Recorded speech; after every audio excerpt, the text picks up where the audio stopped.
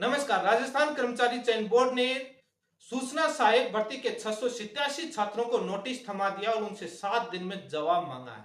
काफी छात्र परेशान हैं।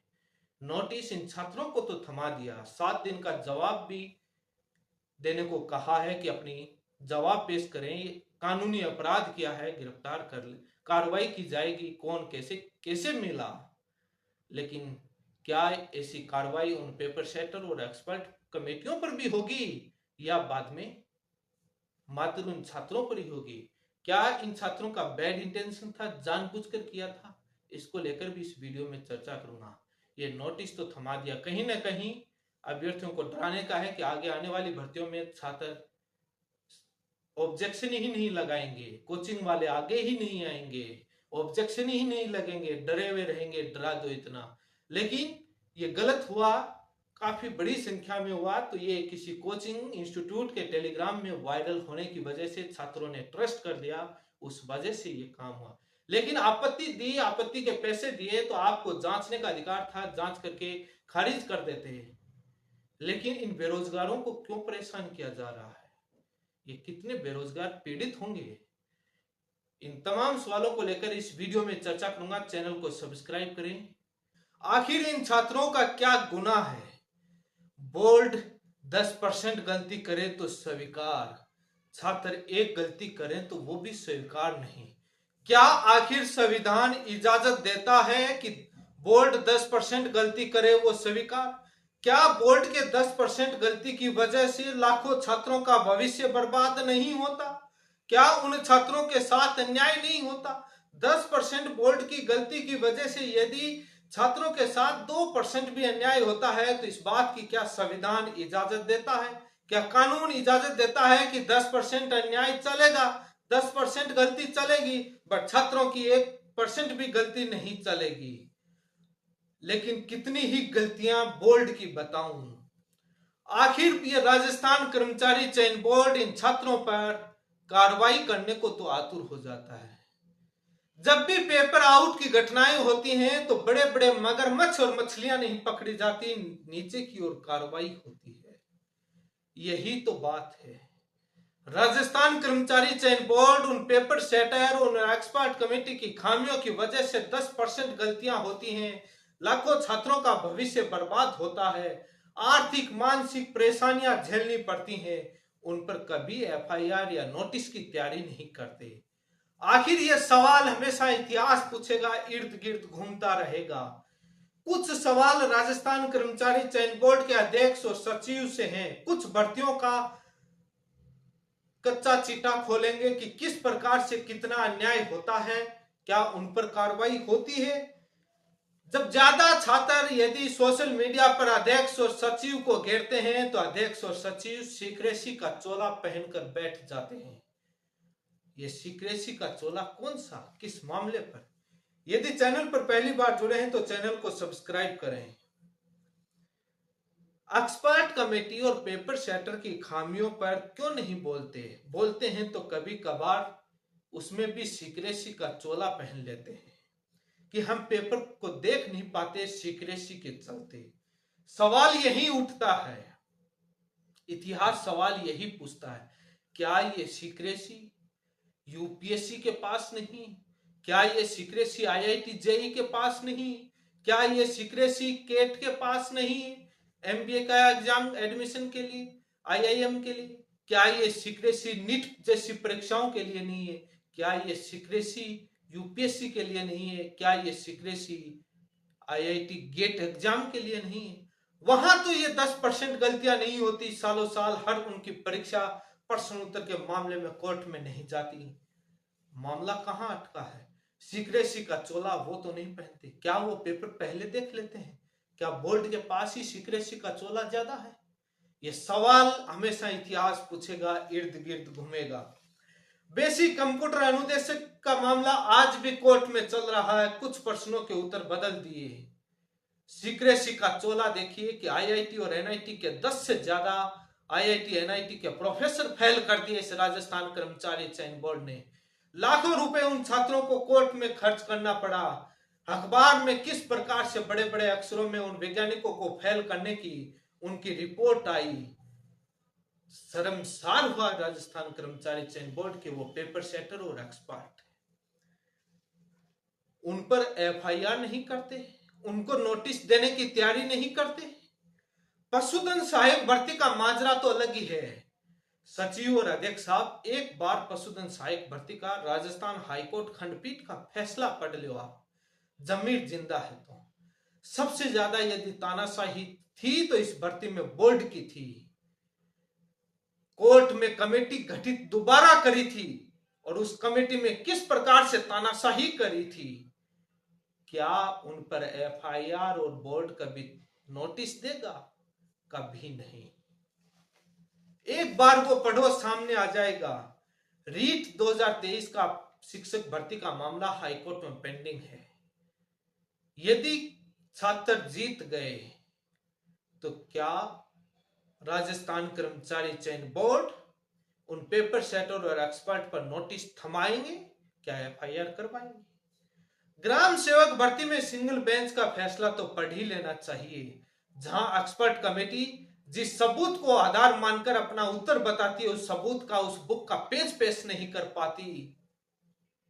क्या नोटिस नहीं थमाया जाना चाहिए?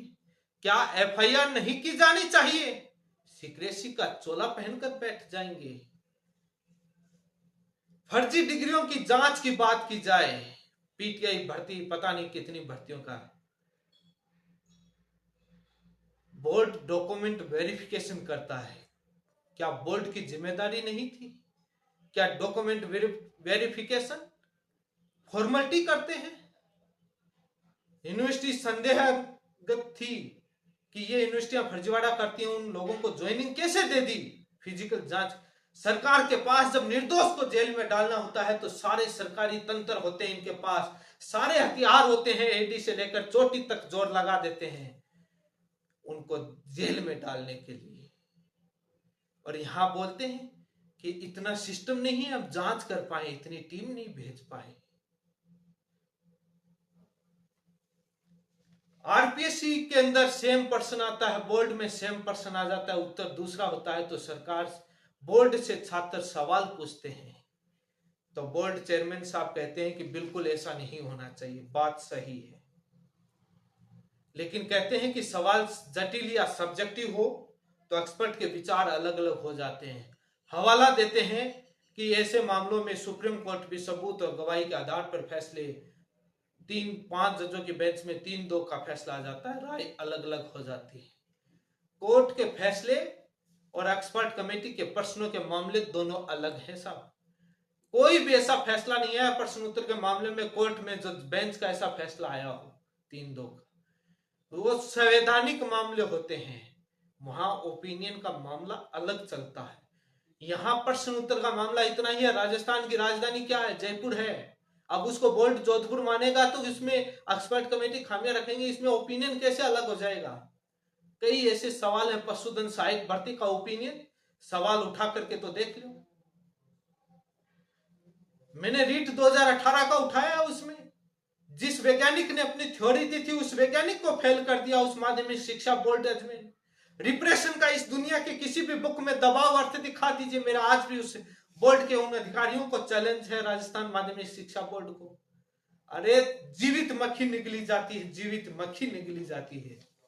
कुछ प्रश्नों में डाउट हो सकते हैं, वहां पर मानते हैं, लेकिन कई बार मामले ऐसे आते हैं जैसे बेसिक कंप्यूटर अनुदेशक में आया, आईआईटी सीएसआई और यूजीसी नेट के वैज्ञानिक फेल कर दिए, लेकिन वहां कोई कार्रवाई नहीं करते।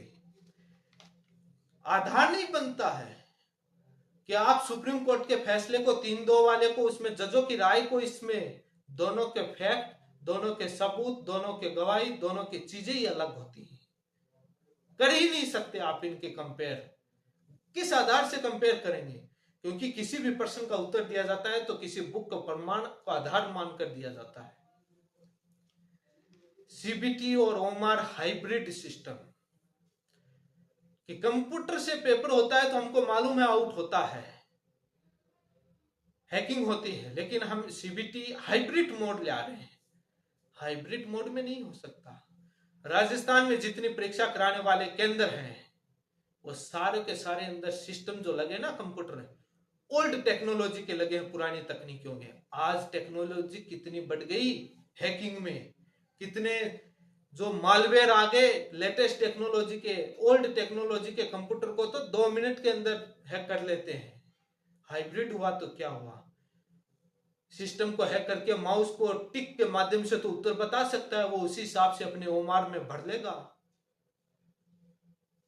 कैसे रोक पाएंगे?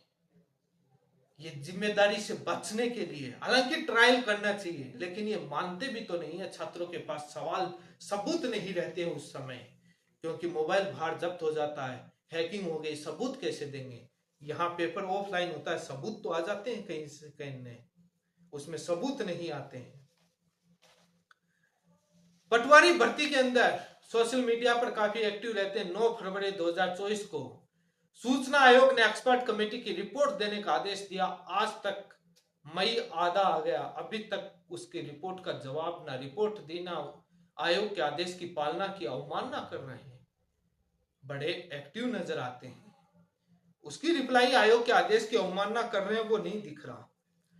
ये सबसे बड़ी खूबसूरत बात है। इस बात के लिए राजस्थान कर्मचारी चयन बोर्ड के अध्यक्ष और सचिव को धन्यवाद देना चाहता हूं कि डायरेक्ट युवा से कनेक्ट हो रहे हैं, युवा उनसे सवाल पूछ रहे हैं, समस्या से अवगत करवा रहे हैं और उनको मैटर वो नोट भी कर रहे हैं, सुधार करने की प्रयास भी कर रहे हैं जैसा वो बता रहे हैं। उसके लिए बहुत बहुत धन्यवाद। बहुत अच्छा एक स्टेप ले रहे हैं, उसके लिए ये खूबसूरती बतानी पड़ेगी जिससे इनकार नहीं कर सकते। क्योंकि कम से कम जो संगठन चलते थे बेरोजगारों के, मात्र एक ग्राहक सूचना केंद्र बन करके ये फाइल यहाँ, ये फाइल यहाँ और अपनी बिजनेस चलाते थे, वो धंधा बंद करने का काम किया है। भर्तियों की तो अपडेट देते हैं कि फाइल की विज्ञप्ति आई या नहीं आई, कब एग्जाम होगा, कब नहीं होगा, क्या प्लान कर रहे हैं। ये सबसे बेस्ट एग्जाम्पल है। इसके लिए राजस्थान कर्मचारी चयन बोर्ड की टीम, अध्यक्ष और सचिव का बहुत तहे दिल से धन्यवाद करता हूं। जहां कमी है वहां आलोचना होगी, इसके लिए धन्यवाद। कुछ मूलभूत सवालों का जवाब नहीं देते हैं। मैंने 9 फरवरी 2024 के सूचना आयोग के आदेश की पालना के लिए मेल भी किया, कोई रिप्लाई नहीं। ट्विटर पर कई बार लिखा, कोई रिप्लाई नहीं। सांप सूंघ गया है, बच रहे हैं जैसे उनको पता ही नहीं। काफी रीट्वीट और वो हो रहे हैं, लेकिन कोई रिप्लाई नहीं। लेकिन इन 687 अभ्यर्थियों को जो नोटिस दे रहे हैं, इन अभ्यर्थियों की यह गलती है कि इनको किसी टेलीग्राम ग्रुप से एक सबूत मिला, उस पर्सन पर उस पीडीएफ को, क्योंकि आंसर की जारी करने के बाद 3 दिन का समय देता है बोर्ड, उसमें उनको ई मित्र पर जाकर के बोर्ड के बताए हुए फॉर्मेट के अनुसार आपत्ति लगानी पड़ती है। अब एक अभ्यर्थी इतनी परीक्षाओं कितनी बुक खरीदेगा, इनको ऑथेंटिक बुक देनी पड़ती है। अब सोशल मीडिया पर जब वायरल हो रहा होता है, जब किसी कोचिंग इंस्टीट्यूट के टेलीग्राम ग्रुप में वायरल होता है तो ट्रस्ट बढ़ जाता है। उसके बेसिस पर उन्होंने वो लगा दिया। वो एनसीईआरटी की बुक में किसी कैंडिडेट ने वहां पर काट छांट टेम्परिंग करके और अपने अनुसार शब्द चिपका दिया और उन छात्रों को पता नहीं लगा और वो बाद में पकड़ में आया। कर्मचारी चयन बोर्ड के अध्यक्ष और सचिव कई बार इस मामले को उछाला गया। उन छात्रों का कोई ऐसा बैड इंटेंशन नहीं था कि जिसकी वजह से वो ऐसा करना चाह रहे हो, लेकिन अनजाने में गलती हो गई और ये गलती है, नहीं होनी चाहिए, क्योंकि कमेटी गुमराह हो जाती है।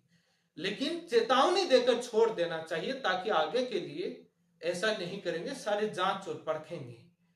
लेकिन यह भी तो है कि राजस्थान कर्मचारी चयन बोर्ड जो सबूत मांगती है कि जो आपत्ति लगाओगे वो प्रमाणित पुस्तकें होनी चाहिए, ऑथेंटिक। क्या वो प्रमाणित पुस्तकों के आधार पर उत्तर मानते हैं उनके एक्सपर्ट और पेपर सेटर? पेपर सेटर भी तो कोई बुक के आधार पर उत्तर देता होगा, प्रश्न बनाता है, बाद में एक्सपर्ट कमेटी में जाकर चेंज हो जाता है। या तो पहले वाला पेपर सेटर फेल हो गया या एक्सपर्ट कमेटी फेल हुई। और एक्सपर्ट कमेटी में वो 3 और 2 की 5 जजों की बेंच के फैसले के कंपेयर किया। आज तक ऐसा नहीं आया कि एक्सपर्ट कमेटी में 3 सदस्यों की या 2 सदस्यों की कमेटी हो, किसी पर्सन में एक सदस्य की अलग राय, एक सदस्य की अलग राय, मामला कॉन्ट्रेरी बन गया, बाद में अगेन नई कमेटी गठित की गई कि मामला टाई हो गया, लार्जर कमेटी को भेजा गया। आज तक आरपीएससी और इनमें ऐसा मामला कभी नहीं देखा। आपने वहां तो गिना दिया। ऐसा क्या होता है कि बोर्ड और आरपीएससी में जो कमेटी बैठती है 2 या 3 सदस्य, उनकी एक राय बनती है, कभी 2 राय नहीं बनती है। और फैसले में आप दो राय बना देते हैं अलग अलग मेंबर्स की। लेकिन उन छात्रों की गलती है, उनको माफ करना चाहिए, आगे नहीं करेंगे। लेकिन उनकी भी मजबूरियां हैं, कितनी बुक खरीदे मार्केट में। कोई पटवारी की कर रहा होता है, अचानक से डिग्री इंजीनियरिंग की ली भी है, मेडिकल की ली भी है, कोई और किया हुआ है, ग्रेजुएशन किसी से किया है, बाद में रीट की करने लग जाता है, बाद में किसी और की करने लग जाता है। एक एक आदमी दो दो तीन तीन मल्टीपल कोर्सेज कर रखे, कितने बुक खरीदेगा। इस गरीबी के अंदर, बेरोजगारी के अंदर उनकी पीड़ा भी समझनी चाहिए। वो पैसे वाले नहीं है, लाखों रुपए उनके घर पर तनख्वाह नहीं आ रही जो वो खरीद ले।